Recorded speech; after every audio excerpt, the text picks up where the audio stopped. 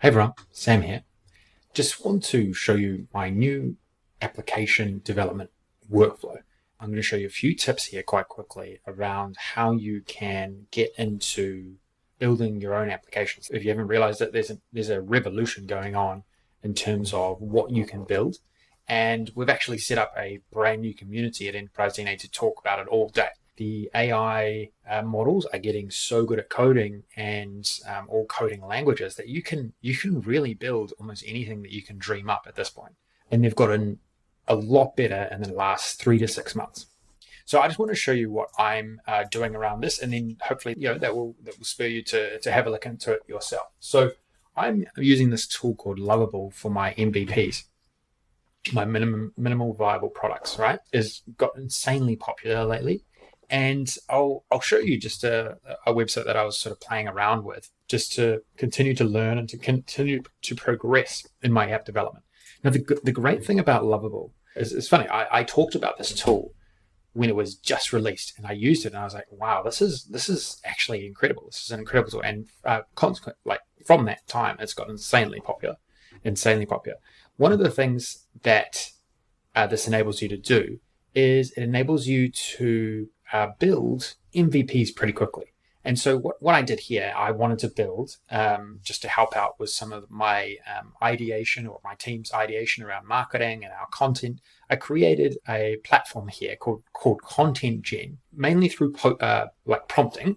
I was able to build Content Gen that enables me to create, say, ideate around social media posts and email broadcast. And so what I've done is in the back end, I've got all my prompts set up, and then I can voice type all of or just really quickly type out all my key points, or I can take a transcript from a video like this, and I can put it into Content Gen, and then it will sort of structure it around all these different content mediums that we sort of put information out on, right? So historically, this would have taken a lot of time. And so with this tool that we built, this enables us to just structure it repurpose our content effectively throughout all these different channels, right? So that's what I do through Lovable. Now, the great thing about Lovable, and this is what you need to get familiar with web development early, is the architecting of the solution. It really helps with the initial architecture of your solution. So when you're building something, you need a front end and you need a back end, right? And so the front end is the website that you see, and the back end is all of the sort of automations that happen off the back of your website. So when I'm doing something like this, I'll just sign in here. So when I'm trying to, say, run an email broadcast, right? The back end is what is sending the information out to the AI model, right? So that's some back end jobs that you can have on your website, right? So the front end is just all that you see, and the back end is all the stuff that's running behind the scenes. And so Lovable can build a lot of that initial stuff for you, right? So if your core functionality for your the website you want to build is connecting to some AI model, it can really help you just through natural prompting get to that point, right? It doesn't always do it on the first go, but it usually will get you there, right? There's two other really big things that it does. One is it automatically connects to your GitHub account. Okay, so this is huge. So if you're just getting started, GitHub is absolutely crucial as the central repository of all of your code files. Lovable is basically just building up all these code files in a best practice way for you, and you need to have a place to store it. Now, traditionally, you would have had to have done pull and push requests to GitHub, but now Lovable at least automates the initiation of that. It automatically creates it. So if you haven't set up a GitHub account, you've got to have a GitHub account. It's a central place for all of your development work. So that's the second big thing it does. The third big thing it does is it creates, and this is a sort of recent enhancement, it can create your database backend for you almost automatically. A lot of the work that it does in this editor here, it can actually do a lot of database work for you, right? So you see here, it actually writes the SQL and it builds the database from scratch. And so I've been using just what they say, so what they've been using is Supabase. And so if I go to my projects here, you'll see here that I've got a whole lot of Supabase projects now built off the back of my Lovable applications. Okay. So just those three things is making this so much more achievable for anyone, right? Absolutely anyone. You are literally building by talking English. Like that is what you are doing. So that is the core stuff that Lovable enables you to do at the moment, right? Like really get things set up quickly. A lot of this stuff just used to take a lot of time, a lot of knowledge, because you needed to know how to work with GitHub. You needed to know how to build a database from scratch. So it's actually not only building the front end and the back end for you, it's actually abstracting away all of the difficult stuff to actually get an application working. It also can get your authentication sorted through Supabase. Supabase is a very versatile tool in terms of what it enables. It enables you to run some of your back-end tasks. It enables you to do your database. It also enables an initial authentication if you want to set it up through there as well. So if I find this one here, I've got to change the name of this actually. But all of this database here that I've been using was set up initially by the Lovable. Set up by Lovable. Okay, so the next thing I want to just highlight to you is okay. So Lovable, I will say, can take you so far. Okay, it can take you so far, and then there is this limit. I find like it gets to a point where it just starts getting lost a little bit too much.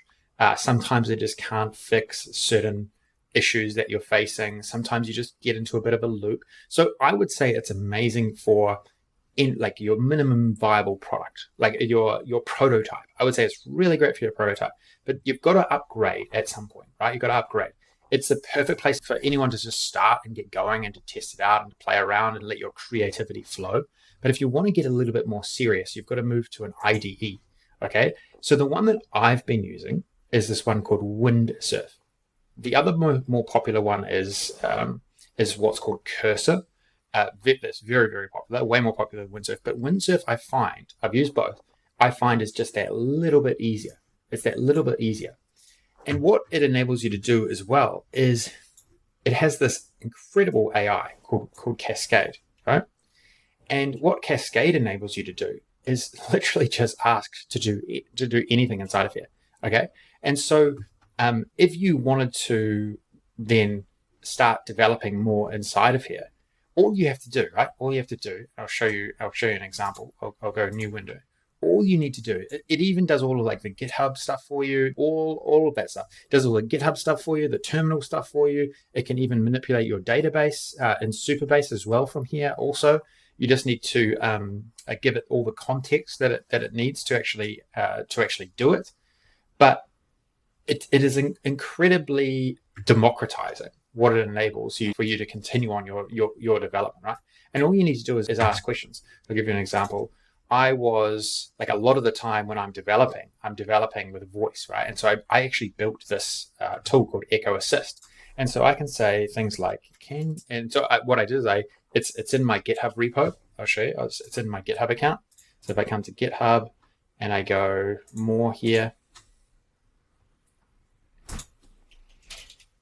Echo Assist. So what I did, this is actually public, by the way. If you actually, I've made this completely open source. And so what this is, if I just summarize it here, it's a voice typing tool, basically. Okay, so there was some other functionality that I built into it, but the one that I use the most is just voice typing on desktop applications. And so what I did was in Windsurf, okay, I'm on a different machine here. I made some updates at my home office. I'm now at my office. And what I did was I used Cascade here to, which is the AI within Windsurf. I used that to download all of the GitHub repo, and I'm going to say, can you complete?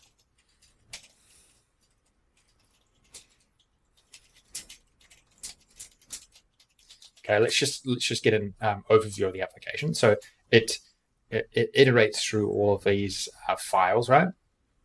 And it's going to come back and give us a detailed description of the application.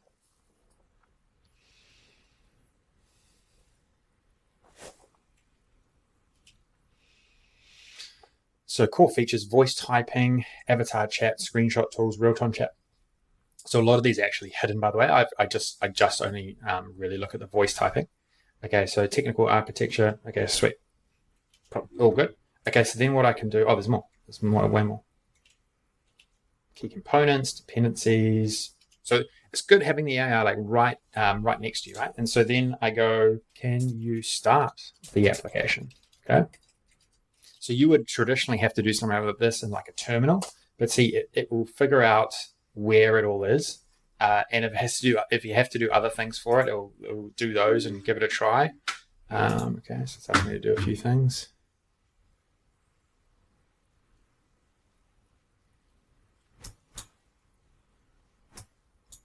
Okay, so now, so you see here on my screen, this is the application. So now when I actually use this, I can go control space, and I can actually voice type now. So if I go control space, you'll see here that's recording.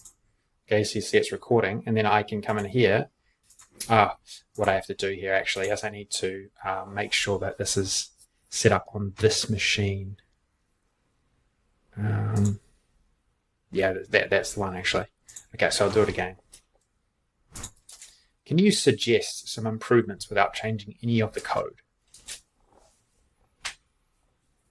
Okay, so you see here now, this is how I am basically talking to all my applications, or talking to ChatGPT, talking to my desktop application. So when I get into Windsurf, I'm actually talking and building while I'm talking. So it's very cool sign and a sign of the future as well. Okay, and then what you can do is if you make changes here, what you can do as well, which is great here, and this abstracts away a lot, is you can push all of your changes to GitHub just by asking. So you see here, like version control is big in application development, right? You don't want to be making all these changes and not checking them and then like pushing them to your production server, okay? And so that is why understanding how like GitHub, your local IDE interacts with your GitHub is quite important here. But all you got to think about is that you're changing files here, and eventually you'll get to a point where you want to update your main application, right? And so here you can just say, can you push to the, and then you'd just go and find, you'd go and put this in here, and then you'd say, push to this, push the changes to the main repo. And then all you do is you put in the GitHub URL, and that's it. And then if you push enter, it will then go and update your GitHub files. And then say this is just a desktop application. If it was a web application, then that would push everything to your web app. Now, last thing I want to just cover here is, so a lot of you are probably wondering, well, how do you actually get a web application live? So you need a host to do this, right? And so here I've been using Netlify. There's another one called Vercel that a lot of people are using at the moment, but I use Netlify for all mine. I don't know why. I probably just started at one point, and then I just thought, okay, I'll just put everything in here. But this is great. I mean, this is simple. This is easy. You'll see here that Content Gen is actually at a website. So if we have a look here, I've just changed the URL for this, so maybe that's like the issue. Sometimes it takes a little while. Yeah, see, there was something I changed this morning, but soon they'll at contentgen.co. I've got the domain, and soon I'll be able to connect them up. Yeah, and then so like if I come in here, you'll see that it's at the Netlify account. So we're just got to try and change it to the main domain, which is not that hard. So those are the things combined. I'll create a lot more content about this. I'm actually going to create some, maybe like some courses about this on the Enterprise DNA platform. I have no doubt that this is one of the biggest trends I've ever seen in business, just the ability to build your own applications now, and to be able to do it probably 10 times quicker and 10 times cheaper. Like, and that's not even joking. That is really what is possible now. And that's the sort of workflow that I'm using at the moment. There is a few moving parts there, but I've built maybe 4 to 5 applications. 2 are better than the others, but just by working away at that and having a play around with that workflow, I can do it pretty quickly now. Like I've got to a point where I'm quite confident in touching this app and touching that app. And if I really get lost, I'm just taking screenshots and putting it into the latest ChatGPT models and saying, hey, can you please help me do exactly what I need to do here to get this working? And eventually I find a way to get it done, right? So to me, this is the future, right? This is absolutely the future. Highly recommend trying to get into, give this a go. Like, I believe that there will be millions of developers developing very cool applications. And I also believe that if you're historically a data person, or you've been really good at Excel or Power BI, you are the person, or you are the people that are going to make that move. You are in the box seat to become a really high quality application developer, and that really opens up a world of opportunities. Like, once you dig into the opportunity set that these latest AI models are enabling, you start to see hundreds, if not thousands, of new opportunities. And so I really want to encourage you to explore them as much as you can. Okay, I'm gonna round off there. This was, first of many on this new wave. It's a huge wave, but hopefully you found this informative, and I can dig into any other parts of this as we go and show you. I'll be showing you a lot of examples about how to make this real within your organizations, or opening up new opportunities for yourself. I'll be trying to do a lot more of that in the coming weeks. Okay, thanks. Talk to you later.